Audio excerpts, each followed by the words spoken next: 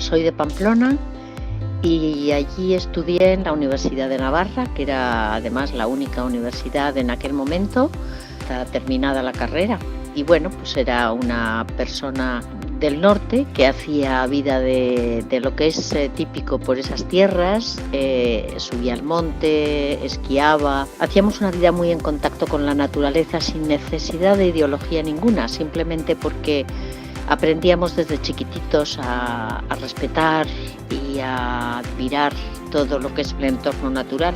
Y hacíamos una vida como muy de visitar los pueblos los fines de semana, el patrimonio artístico de nuestra tierra, etcétera, ¿no? Y bueno, y luego pues en cuanto acabé ya me marché a Alemania, donde estuve escribiendo la tesis doctoral con un profesor que se llamaba Robert Spemann, que era muy conocido, era un filósofo muy conocido en ese momento. Lo hice en la Universidad de Múnich y allí estudié filosofía y teología protestante. Hice el examen que allí llaman rigurosum, el examen de doctorado con un teólogo muy famoso también, protestante, que se llamaba Pannenberg. Y bueno,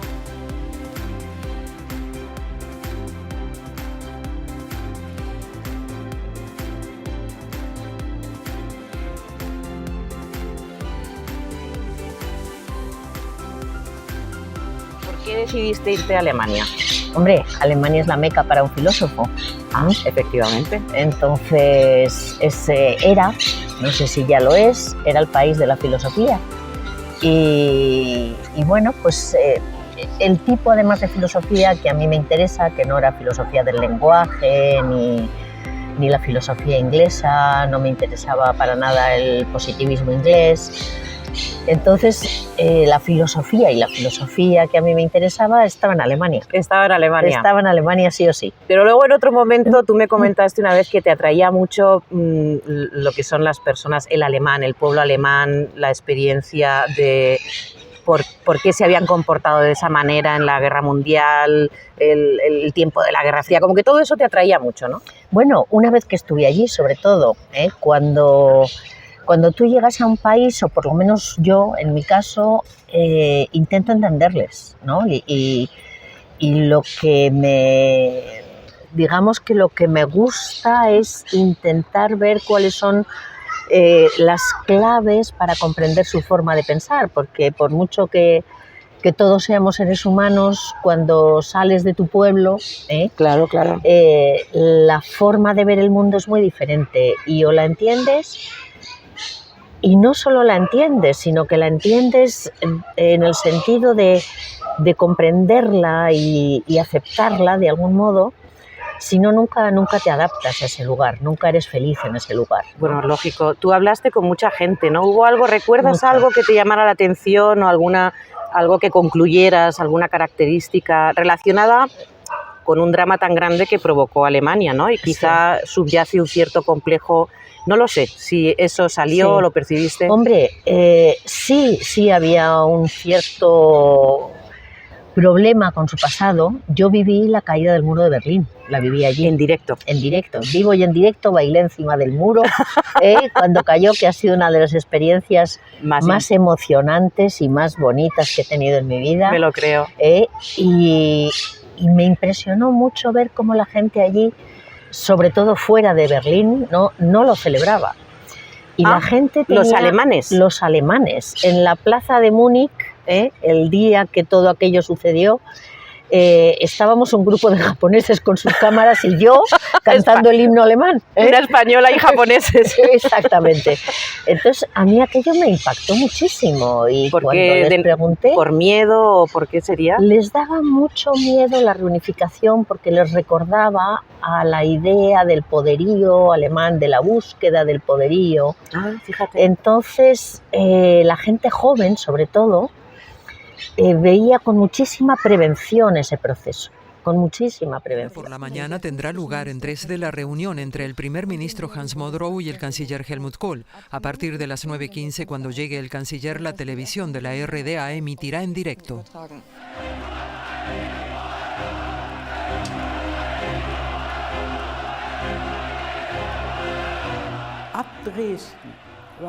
Desde Dresde me quedó claro que la unidad alemana iba a llegar, como fuera. Sentí que era lo que quería la gente. Se veía en las caras, personas festejando, pero también otros que simplemente lloraban. Era conmovedor. Kohl se sentía entonces como el gran ganador. Sin duda fue así. La voluntad del pueblo no podría expresarse con mayor fuerza que diciendo, tenemos que estar juntos. ¿No?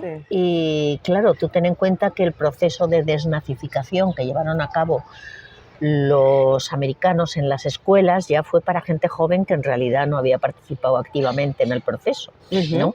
Era gente que estaba escolarizada y gente normalmente joven, muy joven, es más. Y todas esas generaciones que habían ido creciendo, que habían heredado, sin ser directamente los que lo habían realizado, habían heredado el conflicto interior. No, claro. Entonces, sí, no fue fácil para ellos. Sí, no fue fácil la división y no fue fácil la reunificación. No nos cabe duda. Es un proceso complejo. Sí, sí. Todo eso para mí pues, fue muy emocionante y además me llevó, yo me sentí desde el principio muy identificada con el pueblo alemán, o sea, debo de haber estado en otras vidas por allí, porque para mí... Bueno, oyéndote no es lo mismo, evidentemente, pero sí que se puede hacer un...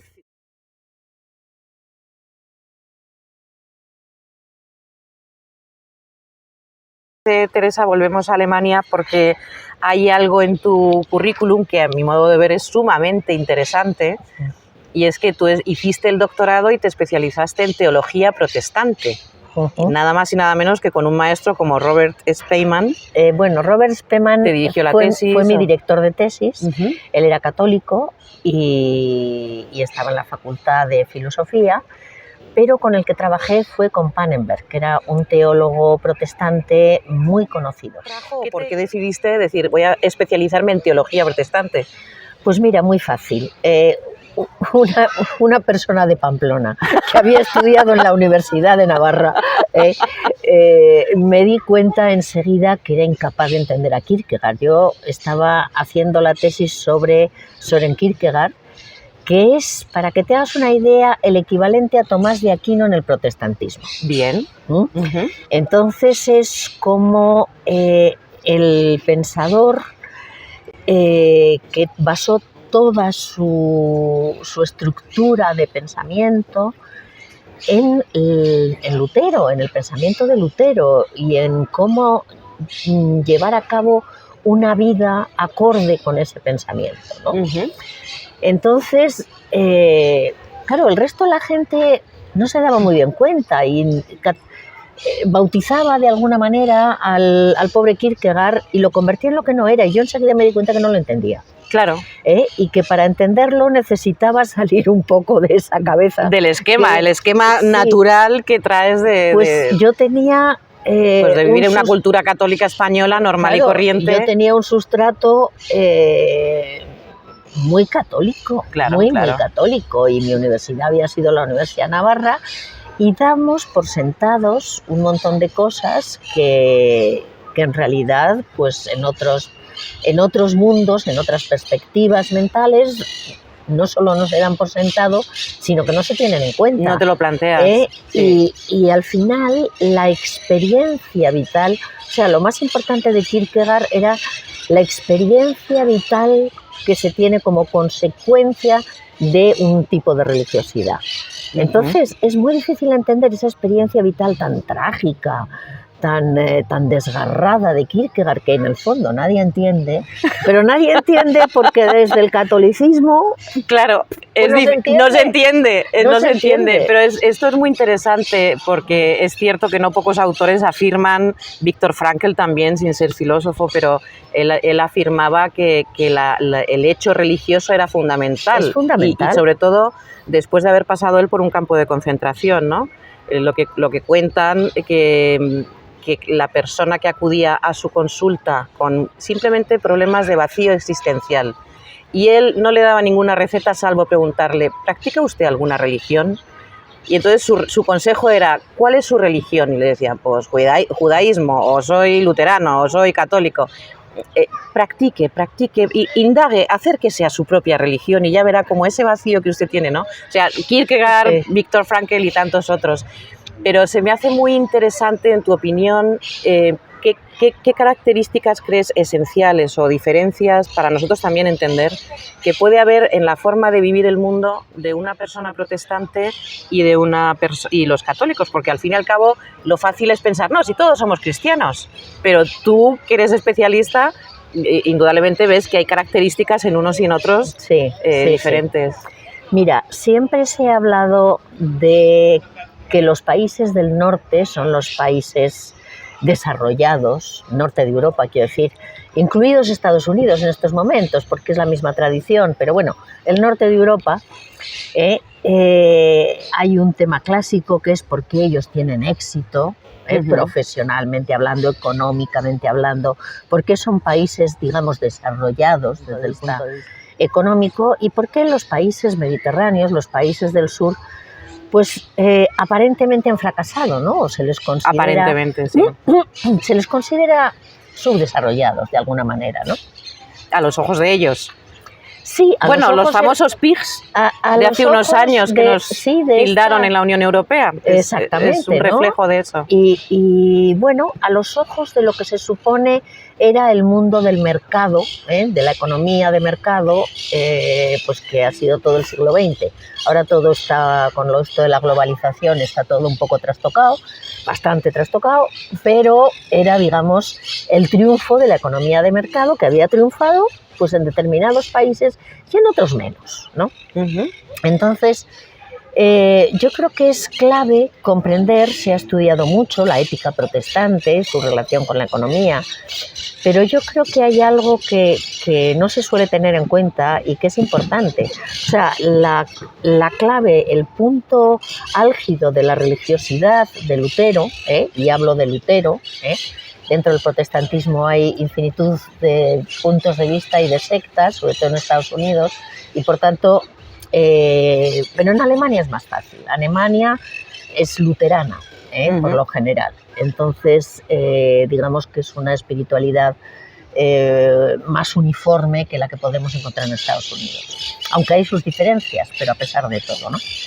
Entonces, si uno lee a Lutero, lo que más le choca a un católico es primero que esa religiosidad se define desde el momento de la crucifixión, desde el Dios mío, porque me has abandonado, ¿no? Perdona, ¿más que el fe sin obras?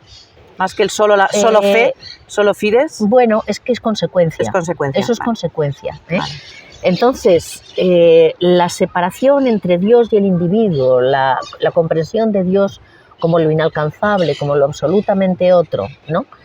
Y eso probablemente también lleva a la idea luterana de que Lutero refleja en su obra De Servo Arbitrio, donde habla del alma y define el alma como una mula, a veces, una carga. No, una mula. Una mula. Que a veces monta Dios y a veces monta el diablo, ¿no? Y contra eso realmente el individuo puede muy poco porque está predestinado a la salvación o a la condenación. Entonces, y no puedes hacer nada porque Dios está muy lejos, no puedes... en realidad Dios ha decidido sobre ti, pero tú no puedes establecer con Él una relación que te cambie, ¿no? O sea, no hay una relación de amor, no hay en Lutero... Cuando hay separación, claro, inalcanzable. Es una creencia en un ente que está ahí, pero no hay un vínculo con ese ser, con esa persona. No es posible, vamos a ver, hay una relación, pero es la criatura con lo inalcanzable, de la criatura, del que es creado, pero no del que es hijo amado. ¿Y en el catolicismo? O sea, como rasgo, los protestantes, hombre, la cruz, ¿no? Para que nos hagamos los protestantes... Más que la cruz, el abandono. El abandono. El abandono, la separación.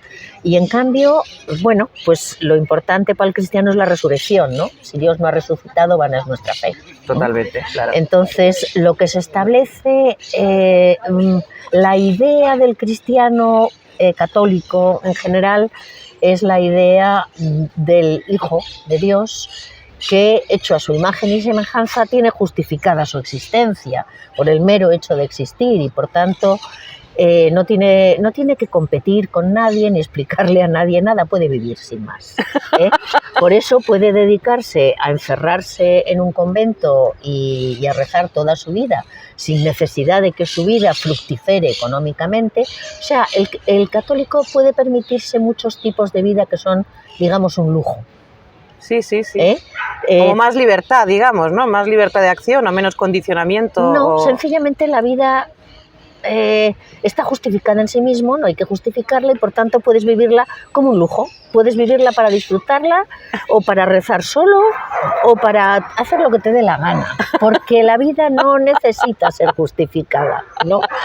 En cambio, para un protestante el éxito es la muestra de la predilección divina, vale. Pero además, claro, esa vida al no estar directamente justificada por Dios, tienes que justificarla tú. Y si una persona que tiene éxito es señal de predilección divina bajo su óptica, las personas que no obtienen éxito, los pobrecitos, pues Dios no se ha fijado en ellos. Pregunto, trato de entender, ¿eh? Intentan tener éxito. Intentan tener éxito. Esto en Estados Unidos... Y el éxito es material, o sea, se entiende por éxito, claro, material, claro. Prestigio, profesional, personal. Es el insulto en América perdedor, ¿no? El loser, el loser. Que es lo peor que te pueden decir, ¿no? Tú eres un perdedor, eres despreciable, ¿no? Bueno... En cambio, cuando yo llegué a Grecia, pues me encantó ver a todos los viejecitos y no tan viejecitos alrededor de una mesa, hablando durante horas, tomándose su café, ¿no? Y a mí me explicaban que... Filosofando, como buenos griegos, ¿no? Filosofando o hablando lo que fuese, porque a mí ya me explicaron que allí los psiquiatras tenían poco que hacer, porque uno se sienta con sus amigos y hasta que no ha solucionado su problema no se levanta, ¿eh? Entonces, bueno... La vida está para disfrutarla, ¿no? Sí. La vida es un don que no necesita ser conquistado o justificado o...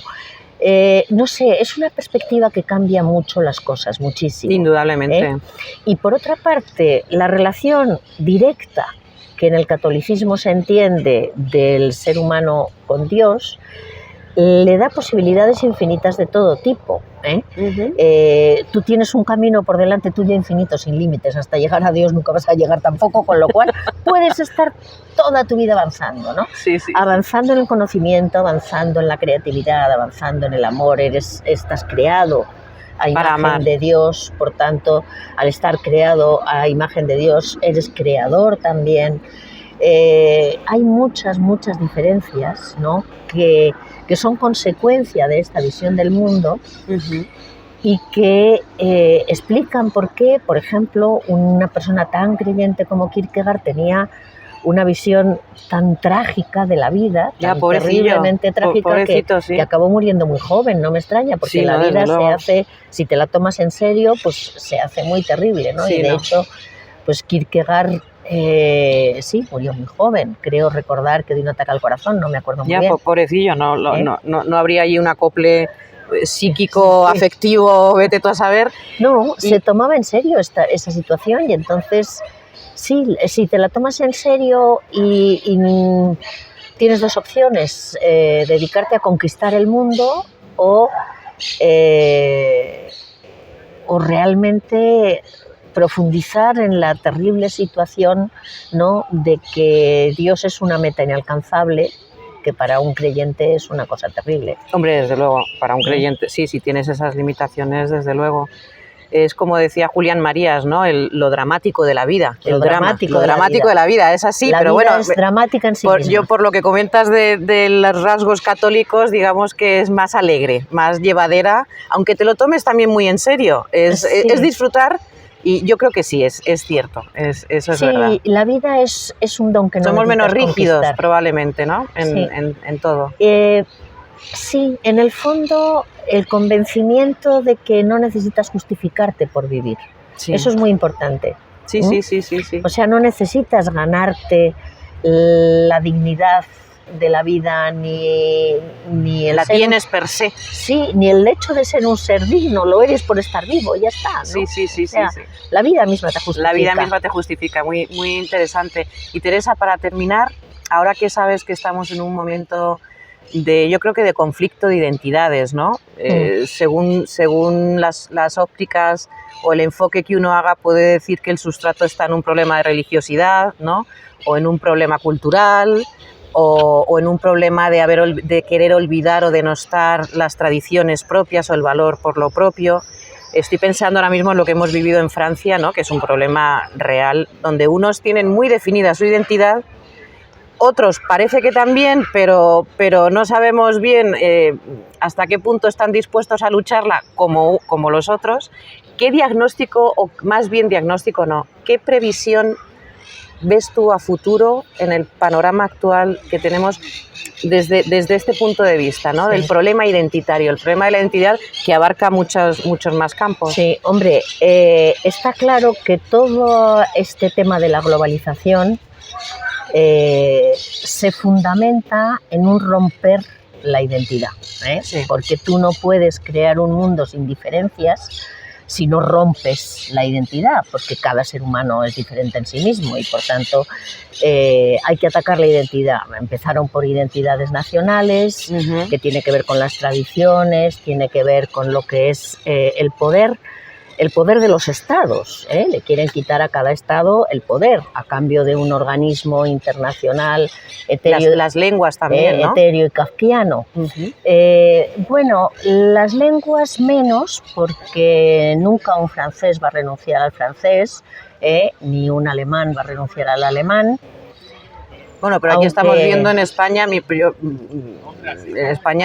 la aceptación natural del solo 25% en zonas tan españolas como Madrid, en Galicia, sí, o en otras regiones. Eso es teóricamente lo contrario, porque es una lucha entre identidades regionales contra identidades nacionales, ¿no? Pero ese yo creo que es otro problema. Y entonces, sí, totalmente. Y entonces, más o menos como tu previsión, bueno, dentro de lo que puedas. Sí, lo que te quería explicar es que, bueno, esta globalización, lo que está construyéndose, porque no puede construirse de otra manera, es deshaciendo las identidades, ¿no? Sí. Después de pasar, como te decía, del romper las identidades nacionales y la independencia nacional desde el punto de vista jurisdiccional, económico, etcétera, pues a partir de ahí ya ha empezado la guerra contra la identidad individual, ¿no?